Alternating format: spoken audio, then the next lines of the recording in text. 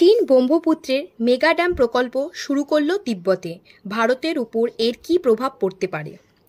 চীন সম্প্রতি তিব্বতে ব্রহ্মপুত্র নদে একটি মেগা হাইড্রো ইলেকট্রিক ড্যাম প্রকল্প শুরু করেছে।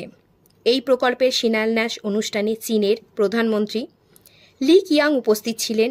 এটি চীনের কার্বন নিরপেক্ষতা লক্ষ্য পূরণের অংশ এবং তিব্বতের অর্থনৈতিক উন্নয়নের কৌশলগত পদক্ষেপও বটে।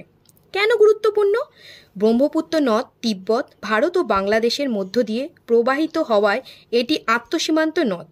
ভারতের উত্তর পূর্ব রাজ্য অরুণাচল প্রদেশ ও আসামের এর উপর নির্ভরশীল বহু কৃষি, জীববৈচিত্র্য এবং পানীয় জলের উৎস। ভারতের জন্য সম্ভাব্য প্রভাব: জলপ্রবাহ নিয়ন্ত্রণের আশঙ্কা। চীন যদি আপস্ট্রিমে জল ধরে রাখে বা হঠাৎ ছেড়ে দেয়, তাহলে ভারতের ডাউনস্ট্রিম অঞ্চলে বন্যা বা খরা দেখা দিতে পারে। জল বন্টন বিরোধ।